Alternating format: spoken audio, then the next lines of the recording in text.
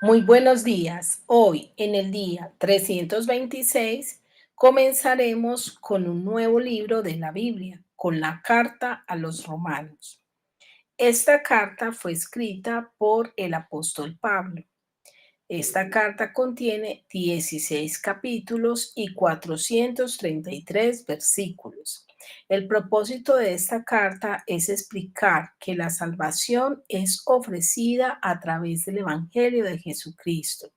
Esta carta contiene un excelente tratado de teología donde se incluyen casi todas las doctrinas necesarias para una adecuada comprensión del Evangelio.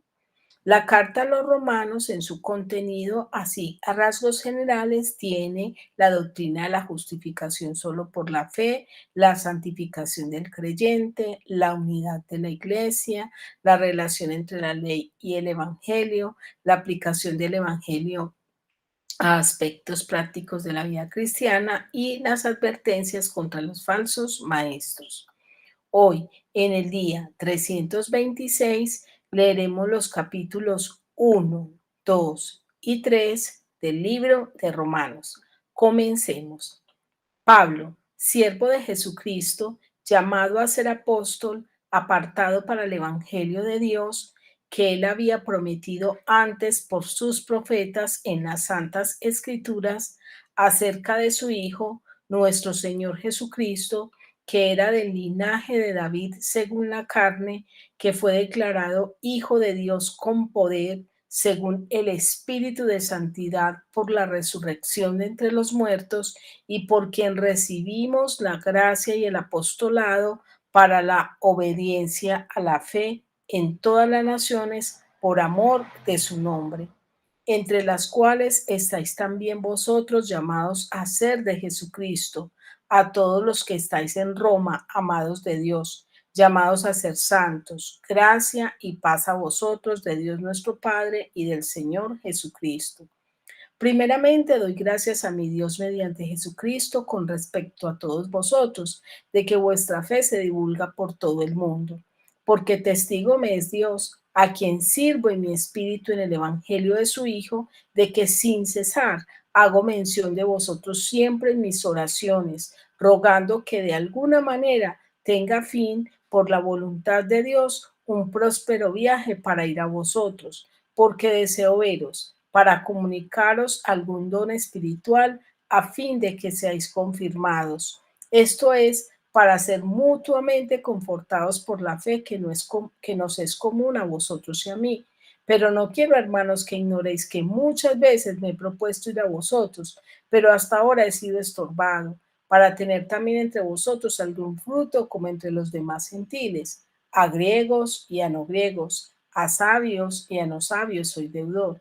Así que en cuanto a mí, pronto estoy a anunciaros el Evangelio también a vosotros que estáis en Roma, porque no me avergüenzo del Evangelio, porque es poder de Dios para salvación a todo aquel que cree, al judío primeramente y también al griego, porque en el Evangelio la justicia de Dios se revela por la fe y para fe, como está escrito, mas el justo por la fe vivirá, porque la ira de Dios se revela desde el cielo contra toda impiedad e injusticia de los hombres que detienen con injusticia la verdad, porque lo que de Dios se conoce les es manifiesto, pues Dios se los manifestó, porque las cosas invisibles de Él, su eterno poder y deidad, se hacen claramente visibles desde la creación del mundo, siendo entendidas por medio de las cosas hechas, de modo que no tienen excusa, pues habiendo conocido a Dios, no le glorificaron como a Dios ni le dieron gracias, sino que se envanecieron en sus razonamientos y su necio corazón fue entenebrecido.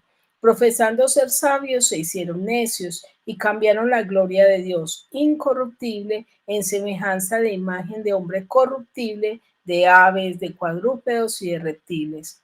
Por lo cual también Dios los entregó a la inmundicia en la concupiscencia de sus corazones, de modo que deshonraron entre sí sus propios cuerpos, ya que cambiaron la verdad de Dios por la mentira, honrando y dando culto a las criaturas antes que al Creador, el cual es bendito por los siglos. Amén.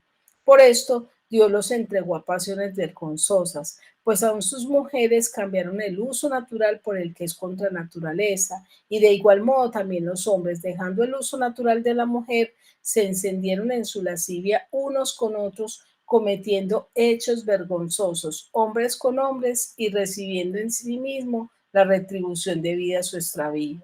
Y como ellos no aprobaron tener en cuenta a Dios, Dios los entregó a una mente reprobada para hacer cosas que no convienen, estando atestados de toda injusticia, fornicación, perversidad, avaricia, maldad, llenos de envidia, homicidios, contiendas, engaños y malignidades, murmuradores, detractores, aborrecedores de Dios, injuriosos, soberbios, altivos, inventores de males, desobedientes a los padres, necios, desleales, sin afecto natural, implacables, sin misericordia, quienes habiendo entendido el juicio de Dios, que los que practican tales cosas no son dignos de muerte, no solo las hacen, sino que también se complacen con los que las practican. Ahora leeremos el capítulo 2. Por lo cual eres inexcusable, oh hombre, quien quiera que seas tú que juzgas, pues en lo que juzgas a otro te condenas a ti mismo, porque tú que juzgas haces lo mismo. Mas sabemos que el juicio de Dios contra los que practican tales cosas es según verdad. Y piensas esto, hombre, tú que juzgas a los que tal hacen y haces lo mismo, que tú escaparás del juicio de Dios. O menosprecias las riquezas de su benignidad, paciencia y longanimidad, ignorando que su benignidad te guía al arrepentimiento. Pero por tu dureza y por tu corazón no arrepentido, atesoras para ti mismo ira para el día de la ira y de la revelación del justo juicio de Dios, el cual pagará a cada uno conforme a sus obras. Vida eterna a los que perseverando en bien hacer buscan gloria y honra e inmortalidad, pero ira y enojo a los que son contenciosos y no obedecen a la verdad, sino que obedecen a la injusticia. Tribulación y angustia sobre todo ser humano que hace lo malo, al judío primeramente y también al griego. Pero gloria y honra y paz a todo el que hace lo bueno, al judío primeramente y también al griego, porque no hay acepción de personas para con Dios, porque todos los que sin ley han pecado, sin ley también perecerán, y todos los que bajo la ley han pecado, por la ley serán juzgados, porque no son los oidores de la ley los justos ante Dios, sino los hacedores de la ley serán justificados. Porque cuando los gentiles que no tienen ley hacen por naturaleza lo que es de la ley, estos, aunque no tengan ley, son ley para sí mismos, mostrando la obra de la ley escrita en sus corazones, dando testimonio a su conciencia y acusándoles y defendiéndoles sus razonamientos, en el día en que Dios juzgará por Jesucristo los secretos de los hombres conforme a mi evangelio. He aquí, tú tienes el sobrenombre de judío y te apoyas en la ley y te glorías en Dios y conoces su voluntad e instruido por la ley apruebas lo mejor y confías en que eres guía de los ciegos, luz de los que están en tinieblas, instructor de los indoctos, maestro de niños, que tienes en la ley la forma de la ciencia y de la verdad. Tú pues que enseñas a otros no te enseñas a ti mismo. Tú que predicas que no se adulta, hurtas. Tú que dices que no se ha de adulterar, adulteras. Tú que abominas de los ídolos, cometes sacrilegio. Tú que te jactas de la ley, con infracción de la ley deshonras a Dios. Porque como está escrito, el nombre de Dios es blasfemado entre los gentiles por causa de vosotros, pues en verdad la circuncisión aprovecha si guardas la ley. Pero si eres transgresor de la ley, tu circuncisión viene a ser incircuncisión. Si pues el incircunciso guardare las ordenanzas de la ley, no será tenida su incircuncisión como circuncisión. Y el que físicamente es incircunciso, pero guarda perfectamente la ley, te condenará a ti que con la letra de la ley y con la circuncisión eres transgresor de la ley. Pues no es judío el que lo es exteriormente, ni es la circuncisión la que se hace exteriormente en la carne, sino que es judío el que lo es en el interior, y la circuncisión es la del corazón, en espíritu, no en letra, la alabanza del cual no viene de los hombres, sino de Dios. Ahora leeremos el capítulo 3.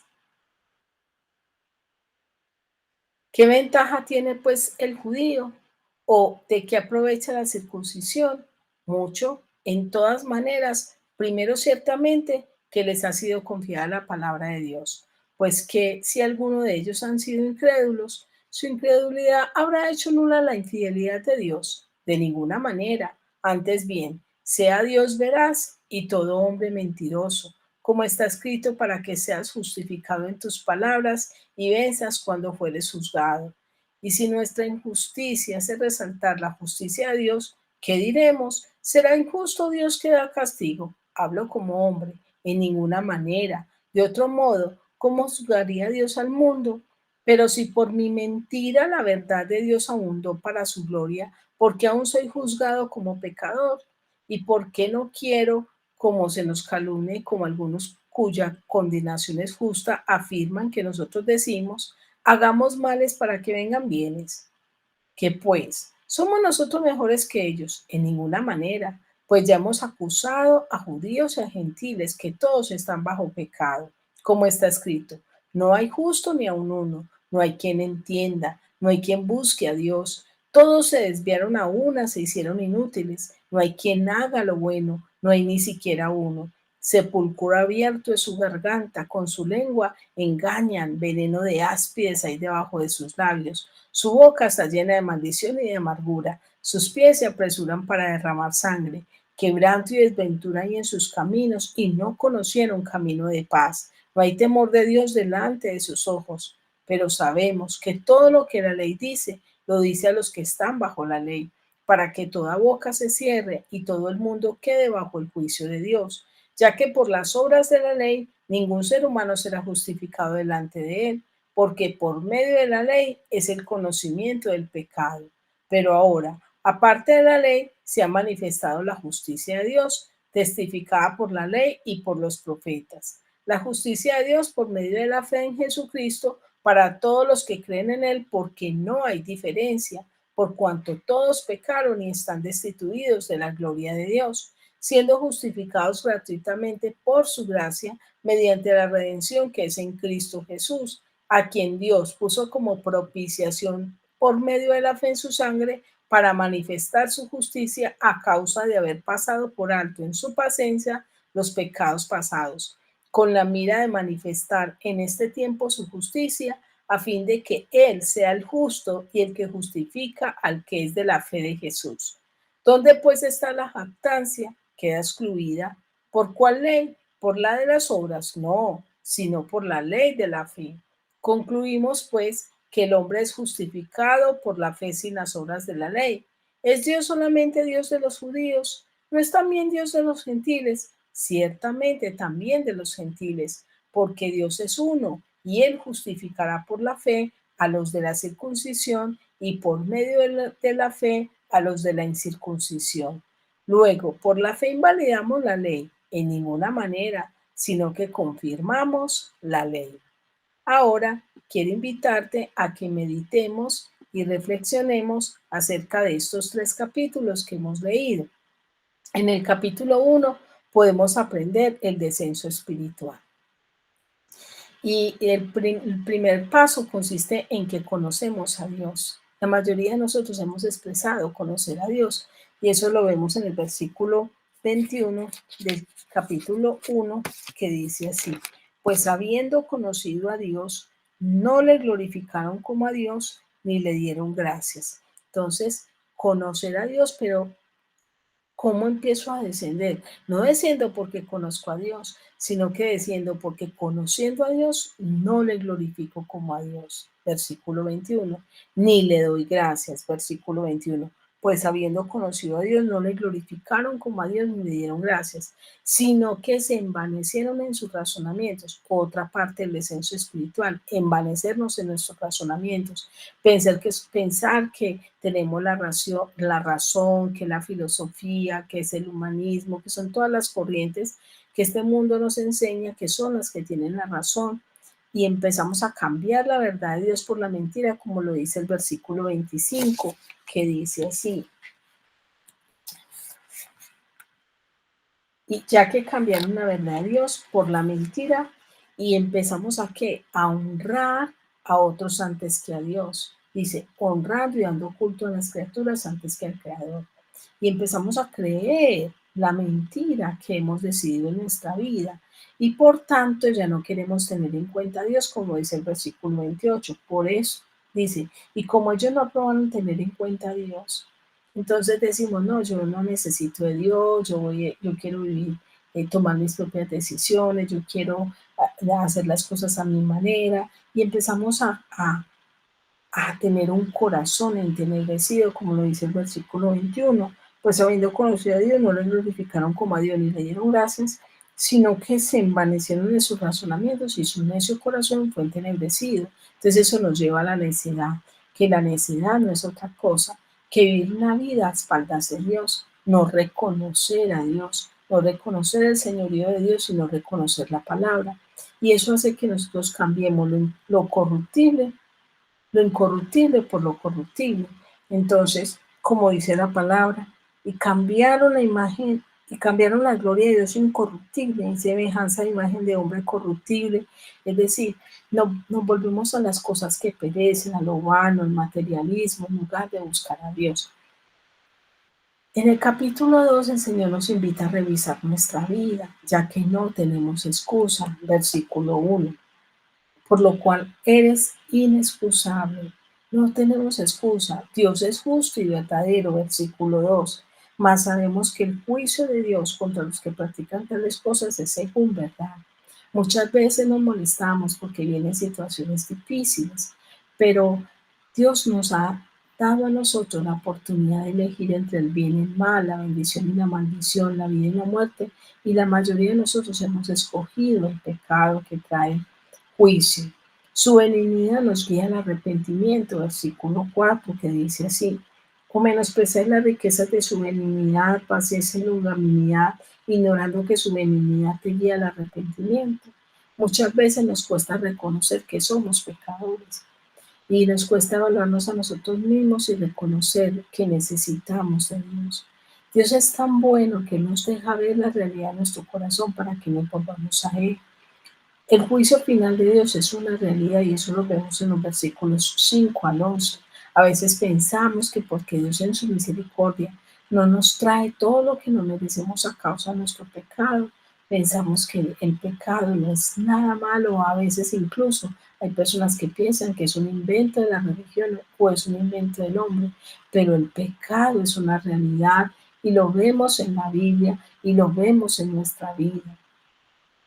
Por la ley de Dios o por la ley escrita en nuestros corazones seremos juzgados. Lo vemos en el versículo 12 al 15. Porque algunos dirán, pero qué injusto es Dios. Si alguien no escuchó la palabra, ¿por qué será juzgado? Pues la Biblia dice que Dios ha puesto la palabra en nuestro corazón. Versículo del 12 al 15, pero yo voy a leer el versículo 15, mostrando la obra de la ley escrita en sus corazones, dando testimonio en su conciencia y acusando y defendiéndolos en sus razonamientos. En nuestro interior nosotros muchas veces nos damos cuenta que estamos actuando mal y a veces seguimos así en ese camino. No es la religión la que nos salva. Versículo 17. Ninguna religión salva. El único que nos salva es Jesucristo. He aquí, tú tienes el sobrenombre de judío y te apoyas en la ley y te glorías en Dios. Los judíos eran los que se consideraban los únicos salvos en esa época, el pueblo elegido de Dios. Sin embargo, no hay ninguna religión la que nos salva. Es usted y yo reconocer que necesitamos de Cristo. No son los rituales los que nos salvan, versículo 29, sino que es judío el que lo es en lo interior, y la circuncisión era del corazón en espíritu, no en letra, no en letra. Muchas veces pensamos que son los rituales. Los judíos, uno de los rituales principales que tenían era la circuncisión. Eso les hacía identificarse y diferenciarse de los demás pueblos. No sé qué rituales cada uno practique para dar cuenta de que está en una religión, pero ningún ritual tampoco nos salva. En el capítulo 3, el Señor nos muestra que ninguno tenemos excusa. La religión no es una excusa, versículo 1. ¿Qué ventaja tiene pues el judío? No es la religión, no es una excusa, no nos exime de reconocer que necesitamos de Dios. Declararse ateo no es una excusa, versículo 3. Pues, ¿qué?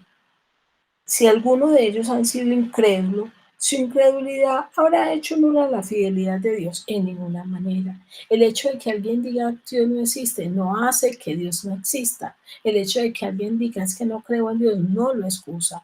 Pensar que somos buenos no es una excusa. Versículo 12. Todos se desviaron a una, se hicieron inútiles. No hay quien haga lo bueno, no hay ni siquiera uno. A veces pensamos que somos buenos, pero si nos miramos a la luz de la palabra de Dios, nos damos cuenta que necesitamos de Dios. Pensar que no hacemos mal a nadie no es una excusa. Versículo 9. Que pues somos nosotros mejores que ellos, en ninguna manera, pues ya hemos acusado a judíos y a gentiles que todos están bajo pecado. Todos hemos pecado. Todos estamos bajo pecado, no hay justo ni a uno, lo dice el versículo 10. No hay quien entienda, lo dice el versículo 10. No hay quien busque a Dios, lo dice el versículo 10. El versículo 10 dice así, como está escrito, no hay justo ni a uno, no hay quien entienda, no hay quien busque a Dios. Todos se desviaron a una. Necesitamos regresar a Dios. El versículo 23 dice, por cuanto todos pecaron y están destituidos de la gloria de Dios. Quiero terminar esta meditación con la siguiente pregunta. ¿Qué tal tú? ¿Qué tal nosotros? ¿Reconoceremos que necesitamos de la ayuda de Dios, del favor de Dios, o seguiremos en rebeldía contra Dios, pensando que podemos vivir a nuestra manera? Quiero desearte un feliz día y que Dios te bendiga.